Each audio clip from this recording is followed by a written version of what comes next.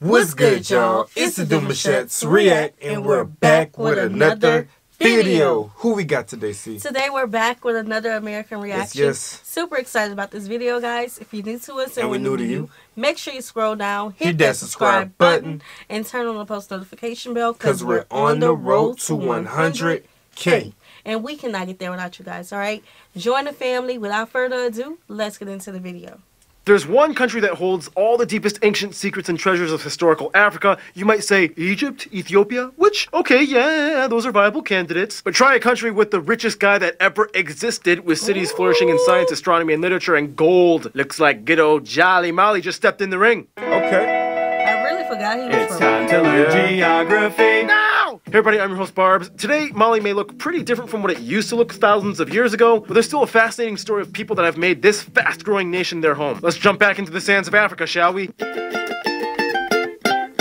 The name Mali originally is derived from the Mandika word for hippopotamus, but later it came to mean the place where the king lives. Either way, there's like a connotation of strength behind it. First of all, Mali is landlocked, located in Western Africa, bordered by 8 other countries, straddling the prime meridian near the city of Goa, which means if you visit, you can stand in 2 different hemispheres at once. They also have no specific singular northernmost or easternmost points, as the borders are straight lines. The country is made up of 10 regions, and the capital Bamako, which administers itself as its own district entity. Mali is kind of split into 2 separate parts. The fertile sub-Saharan southwest, where about 90% of the population lives, and the arid Saharan northeast, which makes up about 65% of the country's landmass. The north is where the tension started between the communities, mostly ethnic Tuaregs, against the central Malian government, vying for secession into a whole new self-proclaimed independent area they call Azawad, led by the MNLA, or National Movement for the Liberation of Azawad. In 2012, fights broke out, and shortly the Malian government came in and regained control. The president visited the headquarters in Kidal to seek talks. However, today the push for autonomy and nationalism still kind of lives on. It's a tricky situation. I'm not going to sugarcoat it. Most travel agencies give at least some advisories against visiting these regions for now, you know, due to the somewhat unstable political atmosphere. But I wanted to see Timbuktu. You can, just use your best discretion and be smart, that's all. After the capital, Bamako, the largest cities are Sisako and Mopti, and the country only has one main international airport, Bamako's Sanu International. Technically, Gao also has an international airport, but it only services the Dutch Air Force and UN peacekeeping mission flights. Other regional airports like Timbuktu and Mopti are around, but with either suspended or limited service, which is sad because Timbuktu is like such a historic place of significance. We'll get into that later. Now, the country has a vast domain that extends all the way to the middle of the Sahara. However, there is only one trans-Saharan roadway that crosses into Algeria at the border of El Khali, which Algeria put a double wall barricade around on their side. wow. Otherwise, the Timbuktu region has no highway that extends to the north, and virtually no people live there. Wow. However, some intrepid nomads and even tourists either take a car ride or camel caravan to what might be considered the most remote, isolated outpost in the world, Dani, the famous historic salt mine that people have been excavating from for centuries. Now, we'll explain a little more later in the video on how Mali is very historically significant, not just in Africa, but in the entire world. And today you can see former remnants of its glory in certain areas. Some places of interest might include places like the National Museum in Bamako, the City Center Market, the Artisan Market, the Independence Monument, the Rose Dune, the Dandan Waterfalls, Fort de Medine, Bamako Grand Mosque, the National Zoo, pretty much anything in the fabled city of Timbuktu, the pottery venues of Ségou, cliff villages of Bandigara, the Emperor Askia tomb, and the entire country is famous for having multiple traditional style mud brick mosques and buildings. However, the one that most people know about would probably be the most iconic landmark of the country, the Great Mosque of Djinni. It is the largest mud brick building in the world, made in its complete form in 1907, refurbished every year after weather damage, and it's featured on the coat of arms, which we will discuss on Flag Friday. Stay tuned. Otherwise, the real powerhouse of Mali, though, would have to be the one amazing life source almost the entire population depends on, the Niger River, which brings us to...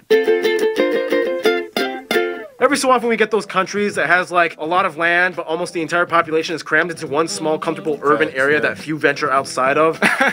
Wait till you get to my country's episode. Oh, whoa, you again. Hi. Yeah, what's up? What was your name again? John? How'd you get on the show? I've been on the past few episodes. Oh, yeah. Welcome to the team. First of all, Mali lies on what is known as the West African Craton, which is like some kind of geological plate zone that people who study rocks are probably interested in. Alright, just from looking at it, they're closer to the water.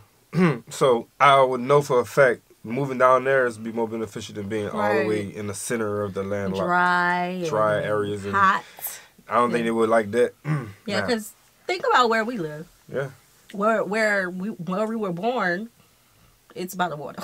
Yeah. Our people want to be by the water. Okay, we not with the cold. We not with the dry. little tropic areas and nice breeze and stuff. A little rain here and there. Water brown, but that's okay. And they probably be able to get a little, and they probably be able to get a lot of exported things to them. Yeah, because they're closer. Yeah, they're mad closer. So.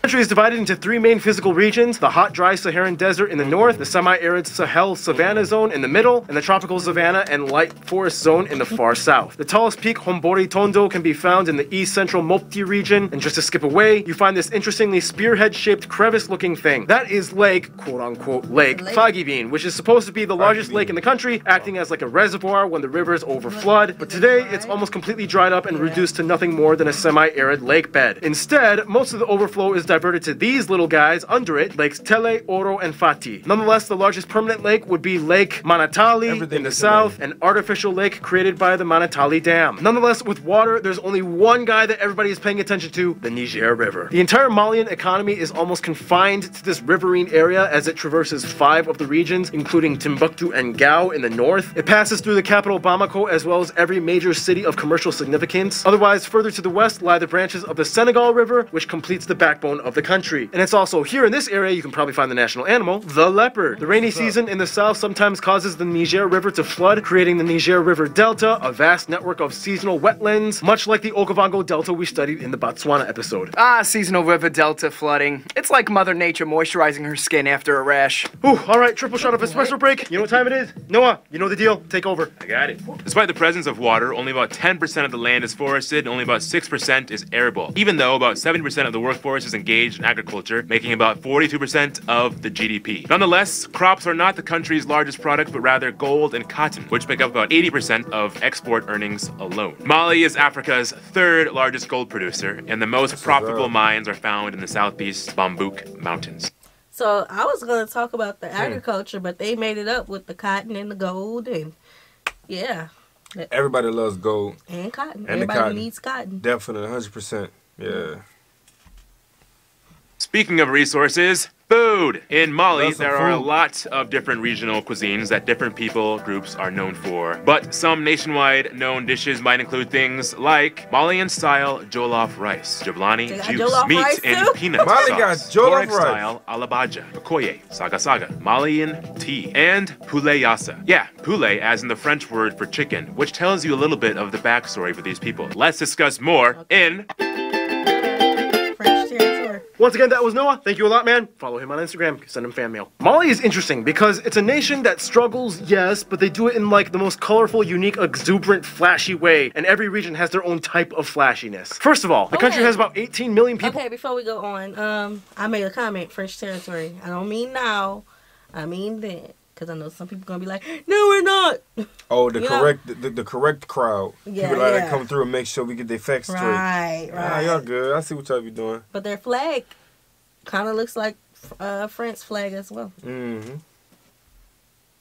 And has the 3rd highest birth rate in the world, expected to double in population by 2035. The population is pretty diverse, made up of several ethnic groups. About half of the population falls under the broader Mande group. About 16% fall under the various Fula or Fulani peoples. 13% under the Voltaic groups, and 10%, mostly in the north, are Tuareg and Moorish peoples. And the rest are made up of other people groups with a sizable Songhai minority. They use the West African CFA franc as their currency. They use the Type C and E plug outlets, and they drive on the right side of the road. Of course, as a former French territory, French was taught and today is the official language. All people groups use it to intercommunicate amongst themselves. However, there are also 13 recognized national languages. Now back to the The flag does symbolize the same as French, it's just a color change. Yeah, that's about it. But it looks, everything's the same. Yeah. Really, except for the colors. I don't believe that he's going to get to the flag in here because he does a separate video. Yeah, Flag So let Fridays. us know the different symbolisms of the flag. We would love to know. Big facts. City thing. In previous episodes we did, like Burkina Faso and Gambia, we mentioned the Mande peoples, which make up the largest group in Mali. They are descended from the peoples that would eventually create and maintain the 3 most famous empires of West Africa, the Ghana, Mali, and Songhai. Woo! Yeah, Ghana! Actually, the Ghana Empire was nowhere near modern-day Ghana and had nothing to do with them. Ask you how you are, you just have to say that you're fine. Waited for this all day. Historically, Mali played a huge role in the trans-Saharan trade routes between the Sahelian kingdoms of North Africa. Timbuktu and Djenne were centers of learning, science, astronomy, and literature in the 14th century. Mansa Musa was disputably one of, if not the most rich man that ever possibly existed. And it wasn't... Y'all, there's a restaurant in Atlanta. I was watching a vlog. There's a restaurant that is named in his honor. And all of Just go check it out on YouTube, or if you're going to be traveling to Atlanta soon. I don't know the name, sorry. So just Google Mansa Musa restaurant yeah, in Atlanta. But it's really dope.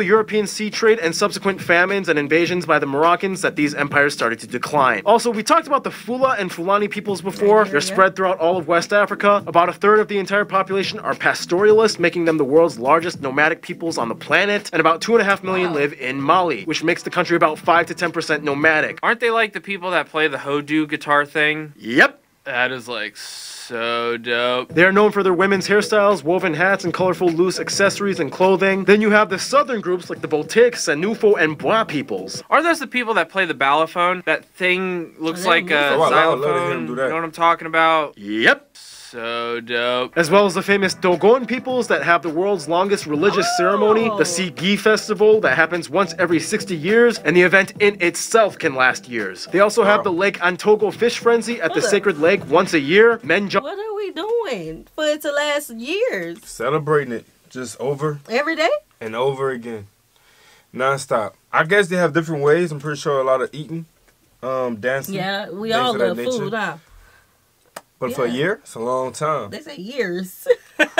Years. So tell us more about that. I'm going to rewind. No, jump in and catch as many fish as they can. The Sigi festival that happens once every 60 years, and the event in itself can last years. They also have the Lake Antogo fish frenzy at the sacred lake once a year. Men jump in and catch as many fish as they can. Then we reach the northern peoples, mostly Tuareg, a people group related to the Berbers in northern Africa. They inhabit the vast Saharan landscape. These people have millennia of pre-Islamic history and traditions rooted in desert-adapted tribes and customs found nowhere else on Earth. Dude, are they the people that play the Imazad instrument thing? Wow, Keith, you're really on an instrument quest today. What can I say? It's like so dope, man. You know, guitars, instruments. Whew, there's a lot of other main people groups and tribes that we could have discussed, but these are the biggest, most notable ones that probably hold the largest influence over the country. Otherwise, faith-wise, Mali is quite unique. There's a saying, Mali is 98% Muslim, 2% Christian, and 100% animist. Much like we studied in the recent Eswatini episode, the majority of Mali's population in the south somewhat adheres to a form of religious pluralism, in this case with Islam. Many claim to be Muslim, mostly in the Sufi order, but syncretize traditional animist practices as to retain connections to their pre-Islamic roots. This, of course, does not fly too well with the Sunni Tuaregs and other people groups in the north, which has been one of the leading factors in domestic conflict. I asked some of you guys, the Muslim geographers, to explain the difference between Sunni and Sufi Islam, and here are what I would say may be some of the most helpful responses I got for clarity. Mainstream Sunnis are from a main branch that focuses more on doctrine and the world affairs happening right now, whereas Sufism is usually from the Malikite branch that teaches a more mystical branch of Islam that focuses on the world after. It follows a direct approach to experience God through things like meditation, prayer, and sometimes even dance and music, depending on the region. One Saudi geographer told me that in the broadest stereotypical sense, Sufism is sometimes in certain places kind of seen as like hippie Islam. I don't know, what do you guys think? Would that be kind of like an accurate description? Anyway, for what it's worth, most southern Malian Muslims follow Sufism, whereas northern Malians have a more strict rebel-controlled Sharia-implemented society that does not agree with the more moderate approach to their southern countrymen. And that in itself is a whole other story. Which kind of means this is the time where we transition into the history montage section. We don't have a lot of time to explain, but in the quickest way I can put it, tribes and people groups inhabit the upper Niger River basin, the Empire of Mali becomes a dominant force, Mansa Musa makes his huge pilgrimage to Mecca, the decline of the Malian Empire, Moroccans defeat the Songhai, Timbuktu becomes the capital, huge famine in the 1800s, French occupation, it becomes French Sudan, independence, this guy becomes president, March Revolution, political system changes, Northern Mali conflict in 2012, things look good for a short while, but then another attack happens 3 years later, UN peacekeeping forces continue to send aid, the country slowly tries to accommodate the rapid population growth, and here we are today. Some notable people of Malian descent or born in Mali might include people like, of course, Mansa Musa, Ali Farka Touré, Oxmo Puccino, Salif Keita, Vieux Farka Touré, Ngoni Ba, Amadou Hampate Ba, Malik Sidibe, Sheikh Umar Sissoko, Rokia Traore, and Oumou Sangare. Alright, that being said, we have to move on. Let's discuss Mali's diplomacy now, shall we? For Mali, friends are interesting because historically they've already been linked to so many people across Africa, but modern politics and mainstream culture has also played a strong role as well. For one, outside of Africa, France is probably the closest friend. As a former colony, France holds close ties. French people make up the largest tourist group, even after the northern conflict, which was also partially aided by their military. During the Cold War, Mali somewhat kind of allied with Russia, however, it wasn't really that strong. Nonetheless, today Russia and their former Soviet Republic Armenia both have remnant ties, and there's even an embassy for both Russia and Mali in each other's countries. Inside of Africa, it's a little tricky because it depends on who you ask. Culturally, the people of the south identify closer with their neighbors and probably consider countries like Burkina Faso, the Ivory Coast, and Guinea as their best friends, whereas the northern peoples identify closer with Mauritania, Algeria, and Niger. Each one also having high populations of the same ethnic groups like the Tuareg and Berber. With that being said, with Algeria, it's a little tricky. There was a hostage situation in the Algerian consulate in 2012, and since then, the Algerian Prime Minister has planned to work alongside the MNLA, which means South Mali has a little issue with them. In conclusion, Mali is a nation with thousands of years telling a story built off of sand, mud, rivers, and gold, and today, even amidst the conflict, they know where they've come from and they keep their story alive. Stay tuned, Malta is coming up next. Alright. Awesome. I wonder how this story goes from the passing of Mansa Musa to their success of how they're operating today. Is there still a collaboration with that at all, you think? Like from the resources or from the families? Things of that nature. I would like to know that. Yes, I would love to know like about his descendants and where they are now as well. So let us know. Send in some links so we can dig more into that. All right. We hope you guys enjoyed this video with us. Like this video, subscribe, turn on the post notification bell. We have enabled our super thanks if you like to support the channel that way, as well as our reaction request form is in our description box below. We'll see you soon. Peace.